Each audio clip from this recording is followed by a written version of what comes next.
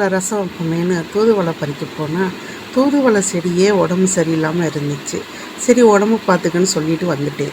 சளிக்கு நல்லதுன்னு தூதுவளை பறிக்க போனால் பனிக்காலத்துக்கு எல்லா செடியும் அந்த மாதிரியே இருக்குது.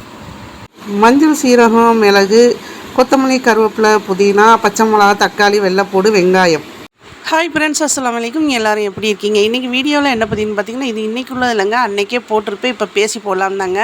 இன்னுமா இந்த இறால் இருக்குது அப்படிங்கிற மாதிரி இறால் இதோட முடிஞ்சிருச்சுங்க. 5 இறாலை பார்த்தீங்கன்னா ஃபஸ்ட் டைமாக கோலா செஞ்சேங்க. இறால் கோலா, அதாவது வந்து கறி, மட்டன், சிக்கன் இதுலையெல்லாம் செஞ்சுருக்கேன், மீன்லையெல்லாம் செஞ்சுருக்கேங்க. ஆனால் இறாலில் ஃபஸ்ட் டைமு 4 இறாலை பொரிச்சேங்க. இது எப்படி செஞ்சேன்னு பார்த்தீங்கன்னா, நல்ல ட்ரையான ஈரம் இல்லாத மிக்சியில் சோறு வடித்து பருப்பு கடைஞ்சி ரசம் வச்சேங்க. அந்த ட்ரையான மிக்சியில் பார்த்தீங்கன்னா பொட்டுக்கடலையும் சோம்பும் நல்லா பவுட்ரு பண்ணி தனியாக எடுத்துக்கோங்க.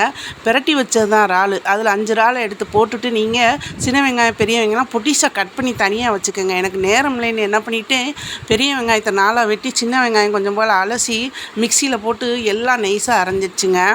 இந்த இது வந்து பருப்புக்கு தாளித்ததுங்க. அப்புறம் என்ன பண்ணால் நைஸாக அரைஞ்சிடுச்சா, அது கூட வந்து இந்த அரைச்சி வச்ச பவுடரையும் கொட்டிட்டு திருப்பி கார்ன்ஃப்ளவர் போட்டு கடைசியாக அதை எடுக்கும்போது கொஞ்சோண்டு சோம்பு போட்டு செஞ்சேங்க. நல்லா டேஸ்ட்டாக இருந்துச்சுங்க.